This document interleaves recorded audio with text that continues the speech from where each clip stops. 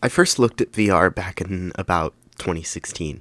The first VR game I've seen was Job Simulator, which was also the first VR game I bought. I bought an Oculus Go because the Quest was out of stock, bought a Quest a few months before the Quest 2 came out, and the day I got a Quest 1 was when I got addicted to VR. I loved the technology and the inventive views and all the ways to add more realism to VR. I've even worn an army coat while playing Onward to sweat my butt off. I got the Quest 2 last year and bought a Vive a few months ago. The Vive is probably one of my favorite headsets, though the controllers are only good in sword fights or Beat Saber.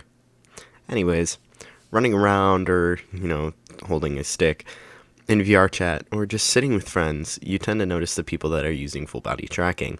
I've always wanted to try it and got a few experiences with the Vive controllers on my feet, but if it wasn't obvious, it didn't work very well.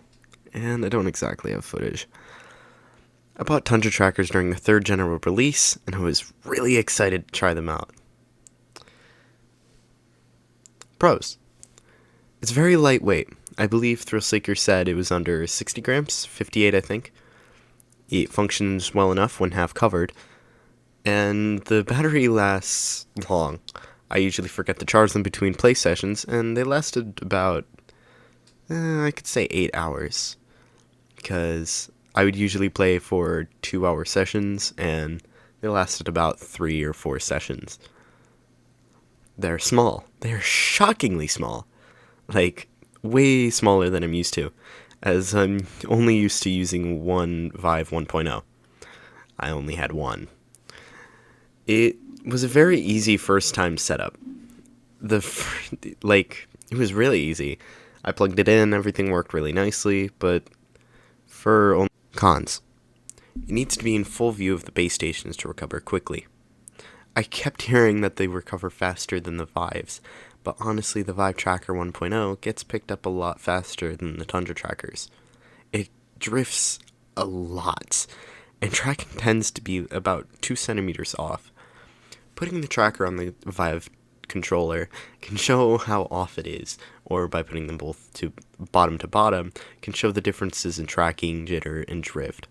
The Tundra Trackers have it, even if they happen at random. They are as expensive as the Vive Trackers. One of the main selling points of the Tundra Trackers was the cheaper price from the Vive Trackers, along with all of the improvements of the Vive Tracker, yet it's the same exact price, and less stuff comes in the box. They're small, but they tend to disconnect and lose tracking for a few minutes randomly, even in full view of the base stations. They just like to randomly disconnect, and I looked on Reddit for answers, and I'm not the only one having this issue. Unreliable customer service. I contacted them, as I was writing the script, it said a week or two ago, but I contacted them about a month ago, and they responded once asking what type of tracking or disconnection issues I was having, and I responded, but they haven't responded in about another week or two, and I don't know. I feel like they should work on their customer service, because if I'm buying something that's $120 per tracker, which I paid $360 for a kit, for a 3-tracker kit, I'd want good customer service if my product isn't working correctly. And I kind of said this earlier, but half the stuff it used to come with is no longer in it. That's even with the price jump.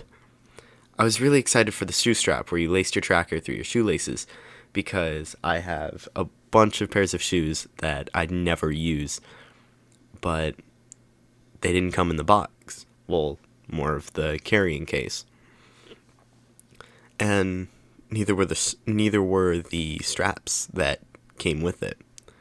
Honestly, that would have helped people start with them, and with the price jump, they really shouldn't have taken things out.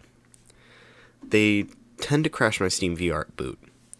Whenever I have the super dongle plugged in, the Steam VR tends to crash, like, a lot. This could be, like, mixing up with my, like, Vive headset since I'm using the Vive wireless, and that could be an issue, but I haven't heard anybody else having issues like that with the Vive wireless.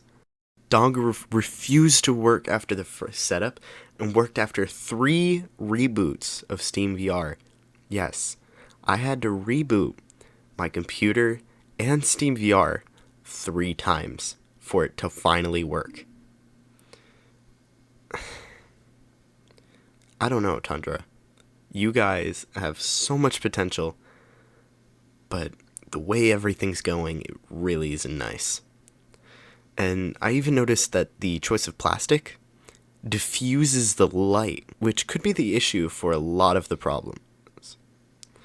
It could be the fact that I'm using the base station 1.0s, but they say that they're compatible with both, and it really shouldn't be that. Like, the controllers, they never drift. And if they do, I hardly notice. So, what's my opinion? Just buy the Vive Tracker 3.0. The Tundra Trackers aren't worth it anymore.